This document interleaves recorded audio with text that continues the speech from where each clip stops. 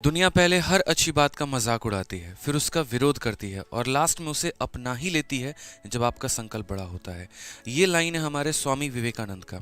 आज हम एपीजे अब्दुल कलाम को बहुत बड़ा इंस्पिरेशन मानते हैं, लेकिन क्या आपको पता है कि एपीजे अब्दुल कलाम के इंस्पिरेशन कौन थे? स्वामी विवेकानंद। 39 साल की उम्र में इन व्यक्ति का निधन हो गया, लेकिन उसके बाद भी इतने कम समय में पूरी दुनिया में इन्होंने अपनी छाप छोड़ दी। सीखने के लिए हमारे पास इनसे बहुत कुछ है। आज भी वो शिकागो का सम्मेलन याद है जहां पर इनके एक छोटे से लाइन के लिए 2 मिनट तक तालियां बजते रह गई, और वो था brothers and sisters of America. उन 2 मिनट के अंदर में इन्होंने हिंदुत्व से लेकर युवा को लेकर सबको बहुत बेहतरीन तरीके से एक्सप्लेन किया और बताया। तो आइए आज इनके जीवन की हम 2 जो है आप लोगों को सच्ची घटनाएं बताते हैं, जिससे आप लोगों को प्रेरणा मिलेगी। तो मेरा नाम है आदित्य रंजन और स्वागत करते हैं हम आपको आपके अपने परिवार आदित्य रंजन टॉक्स में। ठीक है, वीडियो को लाइक करिएगा और बाकी दोनों कहानियों से अपने जीवन में जो है बहुत कुछ सीखने को आपको मिलेगा, तो अंत तक सुनिएगा। एक बार स्वामी विवेकानंद अपने कुटिया में थे। उनके पास परेशान एक व्यक्ति है और उन्होंने कहा कि सर, मैं जीवन में बहुत मेहनत कर रहा हूँ, लेकिन मुझे सफलता प्राप्त नहीं हो रही है। जैसे आप लोग मेहनत करते हैं और सफलता आप लोगों को नहीं मिलती है, वैसे ही वो भी परेशान थे।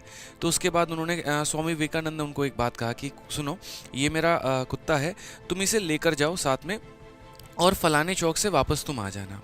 तो उसके बाद वो व्यक्ति गया उन स्वामी विवेकानंद जी के कुत्ते के साथ में, और वो चौक से वापस वहाँ से आ गया। जब वो वापस आया तो विवेकानंद जी ने पूछा कि तुम इतने सही तरीके से आए हो, ना थके हो ना हारे हो, लेकिन ये कुत्ता इतना हाफ क्यों रहा है? तब उन्होंने उस व्यक्ति ने बताया इनको कि मैं तो अपने लक्ष्य पर गया और वहाँ से मैं सीधा वापस आ गया, लेकिन ये वहाँ तक जाते जाते कभी इस दुकान कभी उस दुकान, कभी इधर कभी उधर जा रहा है। इसी वजह से इतने सारे चक्कर लगा दिए कि आते आते ये बेचारा थक गया। स्वामी विवेकानंद ने उनको कहा, तुम्हारा जो सवाल था उसका उत्तर भी यही है।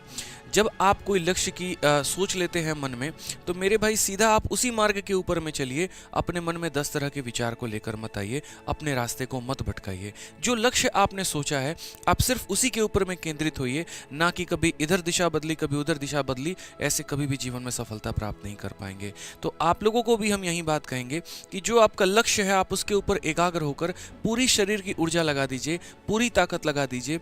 जितने नेगेटिव थॉट आप लोगों के मन में आते हैं सबको आप साइड करते चलिए, जितनी बाधाएं आती है आप सबको साइड करते चलिए, और मात्र अपना फोकस जो है वो उस लक्ष्य के ऊपर में रखिए।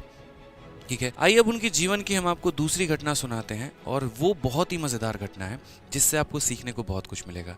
एक बार की बात है, स्वामी विवेकानंद जी एक नदी के किनारे नाव का इंतजार कर रहे थे नदी पार करने के लिए।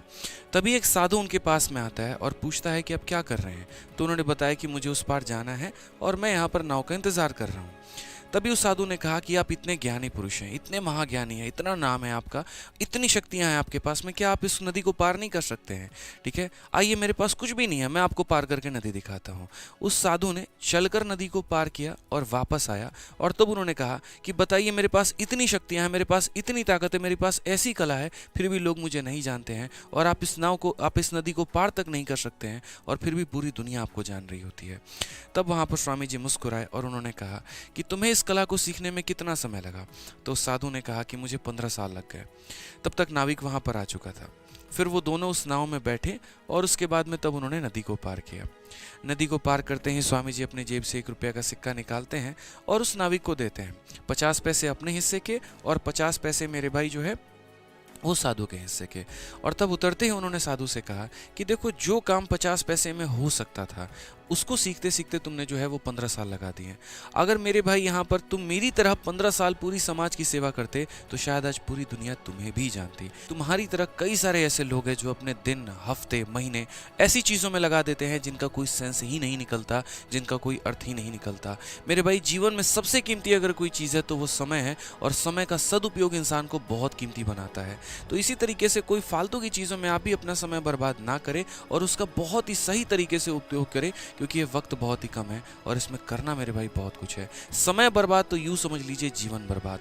तो अगर आप मेरी बातों से सहमत हैं तो वीडियो को लाइक करिएगा, और आइए आज हम सभी मिलकर जो है स्वामी विवेकानंद को कमेंट बॉक्स में उनके जयंती की शुभकामनाएं देते हैं, और जीवन में आज उनसे प्रेरणा लेते हैं और अपने जीवन में काफ़ी सारी चीज़ों को बदलने की, अपने आप को बदलने की शुरुआत करते हैं और जीवन में आगे बढ़ते हैं। बहुत बहुत धन्यवाद।